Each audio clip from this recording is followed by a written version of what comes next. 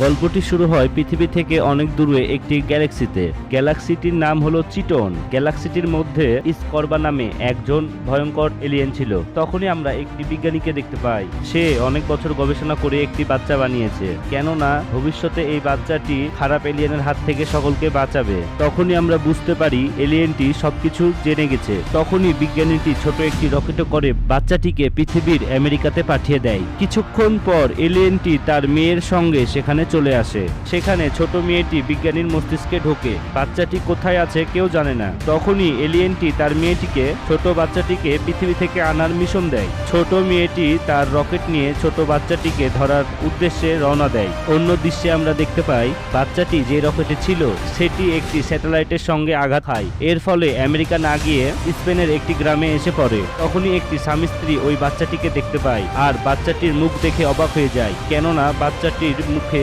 মুছ ছিল। কিন্তু পরে মেয়েটি বাচ্চাটিকে কোলে নিয়ে নেয় আর বাচ্চাটির একটি নামও রাখে। তার নাম রাখে লোপেন। এর সাথে সাথে বাচ্চাটির রকেটটিকেও বাসায় লুকিয়ে নেয়। এর কারণ হলো কেউ যদি জানতে না পারে। কিছুক্ষণ পরে তারা বুঝতে পারে এই বাচ্চাটি কোনো সাধারণ বাচ্চা না। বাচ্চাটির ভিতরে সুপারহিরোর মতনই শক্তি চলে আসে। যখন বাচ্চাটি তার শক্তি মানুষকে দেখাতো, সকলে তাকে দেখে ভয় পেত। এই কারণে 10 বছর বয়স পর্যন্ত লোপেনের কোনো বন্ধু ছিল না। লোপেনের মা বাবা তাকে বোঝাতো এখানকার ছেলেদের সাথে বসবাস করতে গেলে তাদের মতো একটি সাধারণ বাচ্চা হয়ে থাকতে হবে। এইভাবে 20 বছর হয়ে যায়। আমরা জানতে পারি লোপেন বড় শহরে সাধারণ মানুষের মতো একা থাকতো।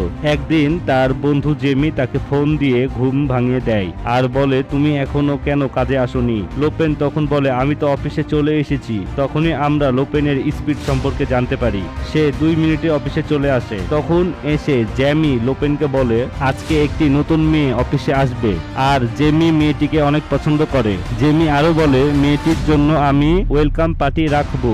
লোপেন এগুলো করতে মানা করে আর ব্রেকফাস্ট করতে চলে যায়। এই মেয়েটি একসময় লোপেজের বান্ধবী ছিল। লোপেজ খুশি খুশি দরজা খুলে মেয়েটিকে আমন্ত্রণ করে। সন্ধ্যায় হওয়া ওয়েলকাম পার্টি সম্পর্কে বলে। সন্ধ্যায় কাজ করার পর তারা 5 জন পার্টি করার জন্য থেকে যায়। লুইসা যখন একটু রুমে যায় তখন লোপেজ তার শক্তি ব্যবহার করে বুঝতে পারে মেয়েটি জিমিকে পছন্দ করে না। আর সে আরো বলে লোপেজকে এখানে দেখে আমি অনেক খুশি। এরপর লোপেজ খুশিতে পানিকে বরফ বানিয়ে সবার জন্য ড্রিঙ্কস বানিয়ে নিয়ে আসে। কিন্তু ততক্ষণে লুইসা সেখান থেকে চলে গেছে। তখনই লোপেজ তার স্পিড ব্যবহার করে লুইসার সঙ্গে দেখা করতে গেলে স্টেশনে তার সঙ্গে দেখা হয়। তখন লোপেজ মেয়েটিকে নিয়ে রেস্টুরেন্টে যায়। রেস্টুরেন্টে বসে থাকা অবস্থায় কিছু ছেলেরা তাদেরকে বিরক্ত করছিল। লুইসা তাদেরকে থামতে বললে ছেলেগুলো লোপেজকে ধাক্কা দেয়। লোপেজের মাথায় রক্ত উঠে যায়, কিন্তু সে আসল রহস্য লুকানোর জন্য কিছু বলে না। পরে লোপেজ বাসায় যাওয়ার জন্য ট্রেনের অপেক্ষা করছিল আর ভাবছিল সত্যি কি নিজের শক্তিগুলো মানুষের কাছ থেকে লুকিয়ে রাখা জরুরি। তখনই একটি ট্রেন অনেক স্পিডে লোপেজের সামনে দিয়ে চলে যায়। তখন লোপেজ বুঝতে পারে ট্রেনটির কোনো সমস্যা হয়েছে। লোপেজ নিজেকে থামাতে না পেরে খুব স্পিডে ট্রেনের আগেই সামনে স্টেশনে দাঁড়িয়ে থাকে। সে ট্রেনকে আটকানোর চেষ্টা করে। তখনই তার শক্তি কিছুটা কমে যায় আর সে ট্রেনের সাথে আটকে থাকে। আবারও চেষ্টা করে সুপার স্পিডে শেষ স্টেশনে চলে আসে আর ইমার্জেন্সি একটি রবার বাঁধে, যেটা ট্রেনকে আটকাতে সফল হয়। আরেকটি বড় দুর্ঘটনা থেকে সকলকে সে বাঁচিয়ে নেয়। তখনই সবাই লোপেজকে দেখতে থাকে। তখনই লোপেজ একজনের টুপি চুরি করে সেখান থেকে পালিয়ে যায়। পরের দিন সকালে ট্রেন আটকানোর খবরটি সব টিভি চ্যানেলে দেখানো শুরু হয়। আমেরিকার ওই ছোট মেয়েটিও দেখছিল, কিন্তু ছোট মেয়েটি এখন অনেক বড় হয়ে গিয়েছে। এলিয়েন মেয়েটি একটি কোম্পানির মালিক ছিল। সে এখনো লোপেজকে খোঁজ করে। তখনই মেয়েটির হাতে একটি বড় প্রমাণ আসে। মেয়েটির সাথে সাথে তার রোবট বাহিনী নিয়ে স্পেনে যায়। অন্যদিকে লুইসা লোপেজের সাথে আবারও রেস্টুরেন্টে যাওয়ার প্ল্যানিং করে। তখনই সেখানে জেমি আসে আর বলে দেখো টিভিতে কি হচ্ছে। তখন আমরা জানতে পারি এলিয়েন মেয়েটি সুপারহিরোর সঙ্গে দেখা করার জন্য স্পেনে আসছে। অন্যদিকে এলিয়েন মেয়েটি তার বাবাকে বলে আমি তাড়াতাড়ি লোপেজের কাছে পৌঁছে যাব, কেননা আমার টেকনোলজি পুরো পৃথিবীতে পৌঁছে গেছে। কিন্তু তার বাবা বলে আমার তোমার উপরে বিশ্বাস নেই, কেননা তুমি এমনিতেই এত বছর লাগিয়ে দিয়েছো এই মিশনের পিছনে। অন্যদিকে লোপেজ পাশে বসে থেকে লুইসার সঙ্গে কথা বলছিল। হঠাৎ করে লোপেজের মাথায় অনেক ব্যথা অনুভব হয়। আসলে এলিয়েন মেয়েটি ওর মাথায় একটি সিগন্যাল দিয়ে তার কোম্পানিতে আসতে বলে। লোপেজ নিজেকে আটকাতে না পেরে একা একা বিল্ডিং এ চলে আসে। সেখানে মেয়েটির সঙ্গে তাকে ডিনার করতে বসতে হয়। এলিয়েন মেয়েটি লোপেজকে বলে আমিও তোমার মতন একটি এলিয়েন। তখনই মেয়ে এলিয়েনটি লোপেজের মাথায় কি চলছে সেটা দেখছিল। তখন মেয়েটি বুঝতে পারে লোপেজ লুইসাকে অনেক ভালোবাসে। এলিয়েন মেয়েটি লোপেজকে আটকানোর জন্য রোবট আর্মিকে নিয়ে যায়। লোপেজ মারামারি করতে তেমন পারত না, কিন্তু এই রোবটগুলো ধ্বংস করা তার বাম হাতের কাজ ছিল। এরপর লোপেজ লিফট দিয়ে চলে যায়। অন্যদিকে মেয়ে এলিয়েনটি লোপেজের জ্যাকেট খুঁজে পায়। এখান থেকে মেয়ে এলিয়েনটি অন্য পরিকল্পনা শুরু করে। মেয়েটি টেকনোলজিতে যেহেতু পুরো পৃথিবীর সেরা ছিল, সেই কারণে জেমির অফিসের পরিষ্কার করার মেশিনটিকে হ্যাক করে নেয় আর লুইসার চা খাওয়ার কাপ থেকে ডিএনএ স্যাম্পল নিয়ে নেয়। মেশিনটিকে নিজের কম্পিউটারের সাথে কানেক্ট করে নেয়। কম্পিউটারটি কানেক্ট করে সব ডিটেলসগুলো নিয়ে নিচ্ছিল। তখনই জেমির নজর কম্পিউটারের উপর পড়ে। তখনই জেমি মেশিন উঠানোর চেষ্টা করে, জোরে বৈদ্যুতিক শক খায়। তখন ওই মেশিনটি মাকড়সার মতো পা বের হয়ে আসে। মেশিনটি জেমির পেছনে পড়ে যায়। তখনই জেমি তার বন্ধুদের সাহায্য নিয়ে মেশিনটিকে ভেঙে ফেলে। ততক্ষণে অনেক দেরি হয়ে গিয়েছিল, কেননা সব তথ্য এলিয়েন মেয়েটির কাছে চলে গিয়েছে। তখনই জেমি লুইসার ফোনে কল করে, কিন্তু লুইসা ফোনটি ধরে না। তখনই লোপেন লুইসাকে খুঁজতে খুঁজতে বাসায় চলে আসে। লোপেন দেখতে পায় লুইসা অনেক নেশাগ্রস্ত অবস্থায় ছিল। তখনই তাদের দুইজনকে জেমি একসঙ্গে দেখে কষ্ট পায়। এর সাথে সাথে এলিয়েন মেয়েটি সেখানে চলে আসে আর জেমির মস্তিষ্কের ভেতর কি আছে সেটা পড়ে দেখতে শুরু করে। তখনই জেমিকে কাজে লাগিয়ে লোপেজকে ধরতে চায়। অন্যদিকে লোপেজ তার বাবা মার কাছে গিয়ে বলে, আমি কে, আমার সত্য ঘটনা আমাকে খুলে বলো। অবশেষে তার মা বাবা তাকে বলে, আসলে তুমি একটি এলিয়েন।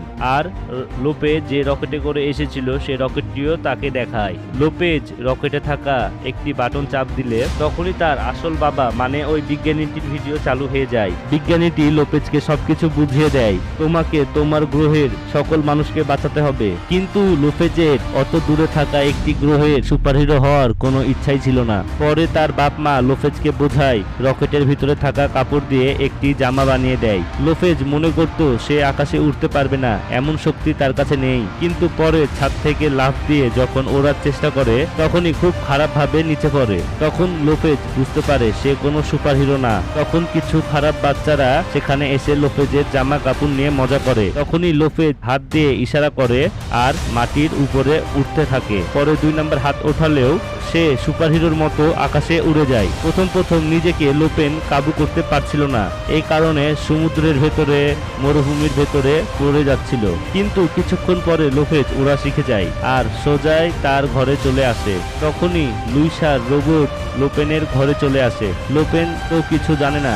লোপেন তো কিছু একটা সমস্যা হয়েছে বুঝতে পারে, এ কারণে মেয়েটিকে তার ঘরে নিয়ে যায়। লোপেজ তার শক্তির কথা বললে লুইসা বলে, তোমাকে তোমার নিজের প্ল্যানেটে চলে যাওয়া উচিত, কেননা লুইসা তো রোবট ছিল। তখনই মেয়ে এলিয়েনটি রোবটটিকে কন্ট্রোল করে আর বলে, তুমি কিন্তু তোমার বন্ধু জেমিকে কষ্ট দিয়েছো। এটা শুনে লোপেজ আসলেই বুঝতে পারে কাজটি করা ঠিক হয়নি। তখনই লোপেজের কথাগুলো শুনে জেমির মন ঠিক হয়ে যায়। তখনই মেয়ে রোবটটিকে আদেশ দেয় লোপেজের ওপর আক্রমণ করার জন্য।